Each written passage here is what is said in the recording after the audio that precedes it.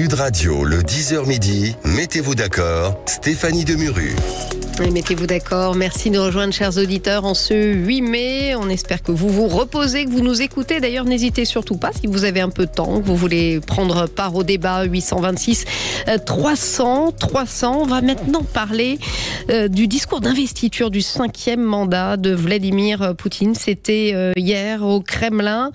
Ensemble, nous vaincrons. C'était donc les premiers, mais aussi les derniers mots de l'allocution de Vladimir Poutine. Discours plutôt offensif, dirigé contre l'Occident, dont la politique d'agression n'empêchera pas la Russie de devenir encore plus forte.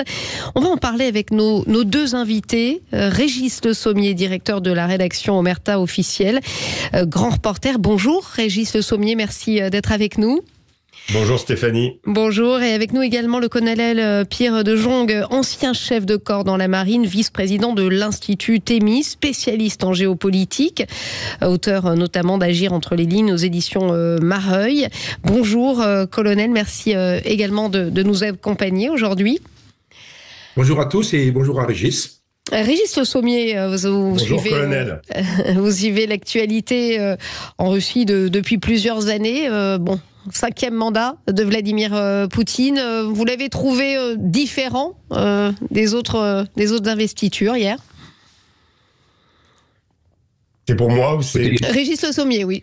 Oui, pardon Stéphanie. Non, j'ai trouvé, oui, différent. Oui, on sait que depuis, et c'est pas propre à cette investiture, mais le ton utilisé par Vladimir Poutine, je dirais depuis quelque part les propos d'Emmanuel Macron sur la possibilité d'envoi des troupes en Ukraine a changé.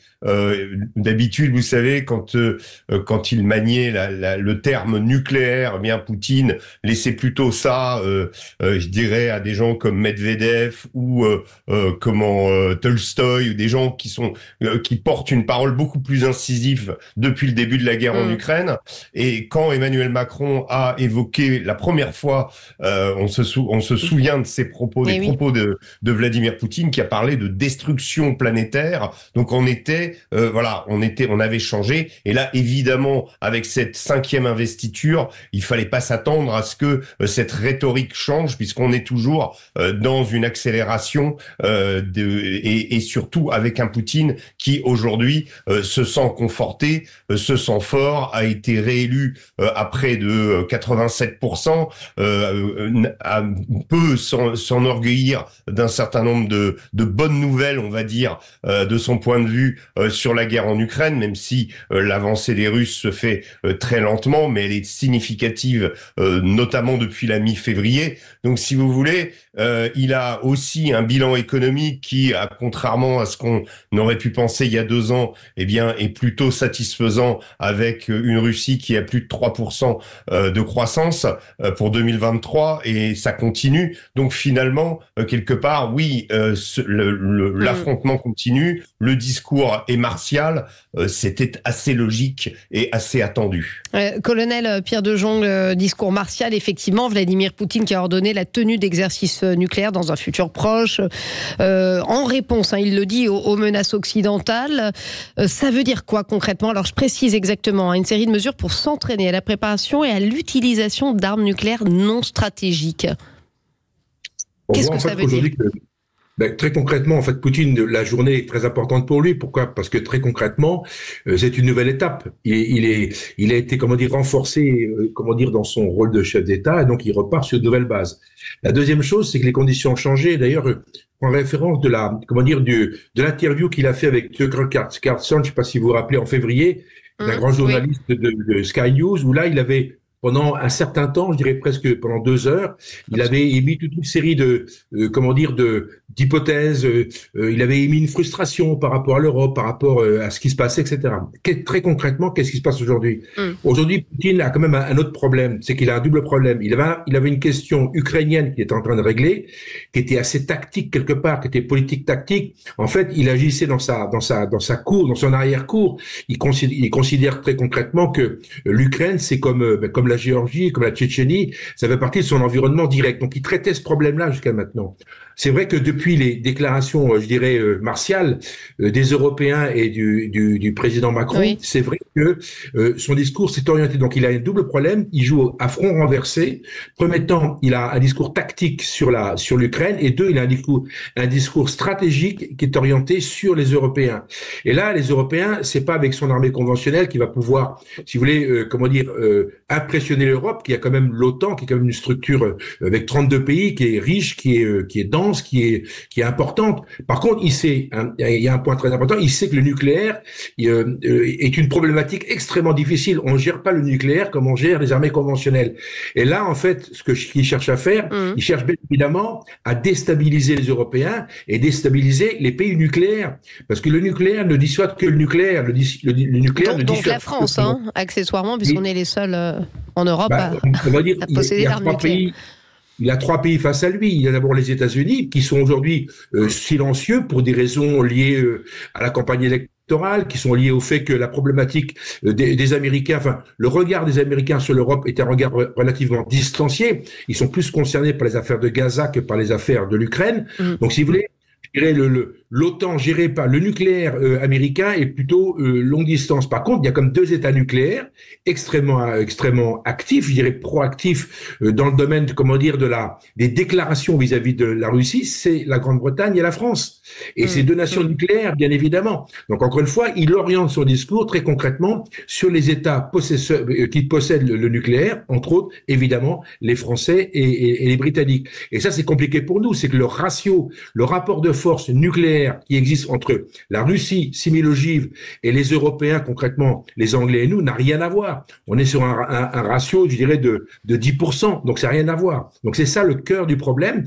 Donc encore une fois, c'est que Poutine nous oblige, si vous voulez, à un débat, à un dialogue stratégique avec lui, et ça c'est très compliqué parce que je pense pas que le président Macron ait imaginé une seule seconde qu'il entamerait ce genre de dialogue qui était en général réservé aux Américains, puisque les Américains ont 6000 ogives, sont sur le même rapport de force que les Russes. Et là, c'est vrai que c'est déstabilisant pour nous principalement, puisqu'encore une fois, on n'est pas du tout au niveau, même si notre capacité nucléaire, elle est performante, elle est précise, elle est concrètement dangereuse, mais on n'est pas dans le même niveau. Quand vous dites on n'est pas au niveau, colonel, nous Français, nous Européens, ou l'OTAN dans son ensemble, mais l'OTAN avec des Américains qui se désolidarisent en ce moment. D'ailleurs, je marque une pause. Je vous ai posé la question, mais on va se retrouver dans quelques instants pour la réponse, si vous le permettez. À tout de suite.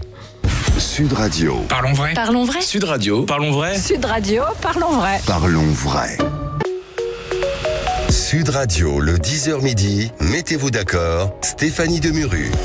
Et on continue à parler de cette investiture de Vladimir Poutine, 5e mandat hier avec nos invités, Régis Le Sommier, directeur de la rédaction Omerta officielle grand reporter, également colonel Pierre de Jong, ancien chef de corps dans la marine, vice-président de l'Institut Thémis, spécialiste de géopolitique, le colonel qui nous disait tout à l'heure, qui nous expliquait donc ce discours offensif, ces menaces, et qu'on ne ferait pas nécessairement le poids. Régis Le Sommier, c'est vrai qu'on en parlait, les États-Unis qui commence à se désolidariser, on est un petit peu seul. Comment il faut répondre à Vladimir Poutine ? C'est assez, ce qu'on voit, ce qu'a tenté de faire Emmanuel Macron ces derniers mois, on va dire, c'est justement, il y a 2 aspects. Il y a le fait, en effet, comme vous avez dit, que les États-Unis, qui dans la première phase de la guerre en Ukraine étaient très en pointe, sont maintenant sur l'arrière, avec un fort encouragement à l'Europe à prendre la suite, à prendre la relève. Et dans ce cas précis, Emmanuel Macron, lui, a profité justement de ce vide pour donner de la voix et pour essayer de faire entendre une voix française un peu différente en disant on peut pas laisser les Russes gagner, on peut pas, il est inenvisageable qu'ils gagnent cette guerre en Ukraine, et donc émettre ces propos extrêmement controversés, parce que en France, on en parle, on en débat, etc. Mais il faut savoir que les propos d'Emmanuel Macron n'ont absolument pas été soutenus par aucun des alliés, y compris par les États-Unis, sur l'hypothèse d'envoyer des troupes. Alors, c'est un affrontement direct avec Vladimir Poutine, c'est un affrontement direct verbal, et une escalade verbale qui s'est suivie. Donc, la vraie question, c'est que on est dans une situation d'urgence. Moi, je crois que par rapport aux déclarations officielles, je pense qu'Emmanuel Macron est aujourd'hui parfaitement conscient, et beaucoup de gens en Europe, qu'il y a un risque en Ukraine d'effondrement du front, que aujourd'hui, j'ai évoqué tout à l'heure, les Russes ont repris, grignotent, ils avancent pas à pas, quasiment tous les jours, il y a un village qui tombe. Là, aujourd'hui, cette semaine, si vous voulez, la nouveauté, c'est dans la ville de Robotine, qui était dans le sud, dans la zone de Zaporozhye. C'était la ville où les Ukrainiens avaient perdu énormément de chars, mais qu'ils avaient conquis l'été dernier dans leur fameuse contre-offensive. Ça fait partie des terres que l'Ukraine avait reconquis. Eh bien, aujourd'hui, ces gains ont été quasiment anéantis. La ville de Robotine a été reprise par les Russes. Donc ça ne veut pas dire que l'aide tarde. Hein. Il y a eu donc l'aide actée des Américains, mais qui va pas arriver tout de suite, Régis, le sommier. Non, elle ne va pas arriver tout de suite, et tous les indicateurs au niveau de l'Ukraine sont au rouge. Le problème des hommes, le problème des munitions, le problème des lignes défensives, si vous voulez, au milieu, à la mi-février, et je pense que j'aimerais beaucoup avoir le commentaire du colonel Père de Jong aussi là-dessus. Au moment de la conquête d'Avdivka, il y a eu un véritable changement sur le terrain, c'est-à-dire que les Russes, là, se sont mis à progresser. Ils ont pris environ 500 kilomètres de pluie à l'est. C'est complètement différent de ce qui s'est passé après Bakhmout, où ils se sont contentés de prendre Bakhmout et d'user l'armée ukrainienne. Là, on est reparti sur un mouvement vers l'ouest, un mouvement certes lent, mais qui laisse envisager aux Russes une conquête du Donbass probable. Et après le Donbass, entre le Donbass et le Dniepr, il n'y a plus rien. Il n'y a que de la plaine. On va écouter ce qu'en pense le colonel. On redonne la parole dans quelques instants. Régis, colonel Pierre de Jong, pardon. Vous partagez donc cette analyse de Régis Le Sommier? À 100%, d'autant que Régis connaît parfaitement le terrain et il sait exactement de quoi il parle, bien évidemment. Il y était plusieurs fois, donc il sait très bien ce qui se passe localement. C'est vrai qu'Avdivka, qui a été pris par les Russes le 17 février 2024, donc il y a quelques semaines, si vous voulez, a été un instant décisif. Pourquoi? Parce qu'en fait, on a réalisé que les Ukrainiens n'étaient pas sur une bonne, n'avaient pas anticipé un repli. Et là, ils engagent ce qu'on appelle une manœuvre rétrograde qui est extrêmement difficile à monter. Et là, qu'est-ce qu'on voit? On voit que les Ukrainiens reculent sous la pression. Et comme ils n'ont pas d'artillerie, ils n'arrivent pas à bloquer ou à limiter la progression, même lente, des Russes. Donc les unités, quand elles reculent, quand elles veulent s'installer sur une position préparée à l'avance quelques kilomètres derrière, elles peuvent pas, parce qu'elles ont la pression des lignes russes. Et les Russes, aujourd'hui, ont très bien compris la problématique des munitions des Ukrainiens, et ils restent au contact et ils poussent. Ce qui fait qu'aujourd'hui, les Ukrainiens sont obligés de rester sur le terrain et reculer progressivement, avoir des pertes et ne pas pouvoir limiter, en tout cas bloquer cette progression. Ouais. Et là, en ça, les Russes manœuvrent correctement. En général, ils sont plutôt bons en défensive qu'en offensive, mais là, ils ont très bien compris la problématique et ils vont avancer. D'autant que, je termine juste là-dessus, et qu'ils savent que le chronomètre tourne et que les munitions et le matériel, les 61 milliards vont commencer à faire des petits, comme on dit, et bien évidemment, ce matériel va arriver dans les semaines ou dans les mois qui viennent. Donc, ils ont intérêt aujourd'hui à progresser et non pas à s'arrêter. Et quelle peut être la réponse européenne? Est-ce qu'elle vous paraît adéquate? Justement, on ne vous a pas entendu sur la position un peu de fermeté et un peu isolée d'ailleurs d'Emmanuel Macron. Le colonel. Il faut bien faire quelque chose. Encore une fois, je pense que le président Macron a bien anticipé, ou très concrètement, il a pris conscience de tout ça. D'autant que la France, aujourd'hui, est une puissance nucléaire, donc elle a vocation à être quand même leader, quelque part, si vous voulez, de ce pilier européen qu'évoquait Régis il y a quelques minutes. Donc c'est vrai qu'il il fait de la politique européenne, quasiment de la politique intérieure, il se positionne. Donc c'est vrai, il a intérêt. Maintenant, encore une fois, le problème, vous savez, dans la guerre, il faut pas avoir des prétentions plus haute qu'on ne le peut. Vous savez, quand le président Macron parle d'ambiguïté stratégique, c'est compliqué. C'est le cardinal de Retz disait une chose que j'aime beaucoup et et qui vraiment correspond bien à la période, c'est qu'on sort toujours de l'ambiguïté à ses propres dépens. Et c'est ça qui risque de nous arriver, c'est qu'il faut être conscient de nos limites, conscient de ce qu'on dit. Et c'est vrai qu'en même temps, on peut être, je dirais, fort, consistant, mais en même temps, il faut être capable d'engager un débat. Je pense que le débat trop militarisé n'est jamais très bon avec des Russes. Régis Le Sommier, Emmanuel Macron avait certainement des espérances forcément déçu avec la visite de Xi Jinping qui n'a pas pipé mot sur l'Ukraine, à part peut-être l'engagement de ne pas livrer d'armes à l'Ukraine, mais c'est tout, il n'a rien obtenu. Non, il n'y a rien eu d'obtenu concrètement. Je sais qu'on a beaucoup glosé, on a beaucoup discuté. J'ai écouté, il y a eu des débats infinis à savoir est-ce que Emmanuel Macron et Ursula von der Leyen, parce que c'est vrai qu'elle était à côté.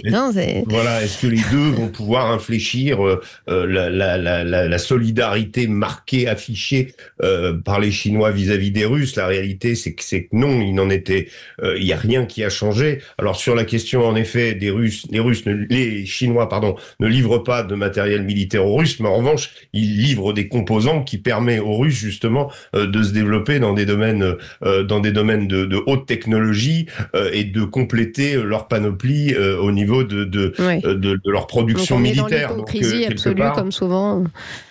Pardon ? On est dans l'hypocrisie absolue, comme souvent. Mais totalement. Mais avec les Chinois, il fallait s'attendre. Donc, il fallait pas s'attendre à ce que cette visite change des choses. Cette guerre a rapproché de facto la Russie de la Chine. On avait dit oui, on va pousser les Russes dans les bras des Chinois. C'est un petit peu ce qui s'est passé. Ça avait été annoncé, et finalement, il n'y a pas beaucoup de surprises là-dedans. Oui, alors on peut dire les Russes ont tout gagné avec cette guerre. Malheureusement, on n'a pas le temps d'entamer un second débat, mais enfin, y compris économiquement. On se souvient de la phrase de Bruno Le Maire, on va mettre à genoux la Russie. L'Europe est plus entamée que la Russie à l'issue de cette guerre, qui n'est pas terminée d'ailleurs. Cette phrase est l'incarnation de la déconnexion totale de certaines de nos élites par rapport à la réalité géopolitique et géoéconomique. Colonel, le mot de la fin pour vous ? La Russie s'en tire plutôt bien et Vladimir Poutine a plutôt pris des crédits sur cette guerre. En fait, ce qui se passe, c'est que Poutine et les Russes ont l'initiative. C'est eux qui mènent le bal.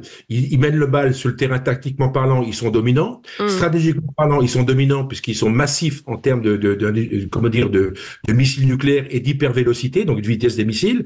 Et troisième point, ils sont dominants en termes politiques, puisque l'exploit en fait de Poutine, ça a été quand même de solidifier les BRICS dans une position, je dirais, au minimum attentiste, au minimum neutre par rapport à l'Occident. En fait, c'est l'Occident, c'est l'OTAN qui se retrouve d'une certaine manière isolé par rapport au monde. Et c'est ça le cœur du problème. On est seul. Et Macron a essayé, que Xi Jinping, d'essayer de mettre un coin, si vous voulez, dans cette espèce de relation bilatérale très forte entre la Chine et la Russie. Mais bien sûr, c'est très compliqué. Et le Chinois s'est pas laissé faire. Merci à tous les deux, Régis Le Sommier, colonel Pierre de Jong, d'avoir été avec nous. Et dans quelques instants, on continue à parler de la Chine avec Denis Jacquet, qui a écrit un livre sur le sujet. Pourquoi votre prochain patron sera chinois? Tout un programme. C'est dans quelques instants. Sud Radio, le 10h midi, mettez-vous d'accord, Stéphanie Demuru.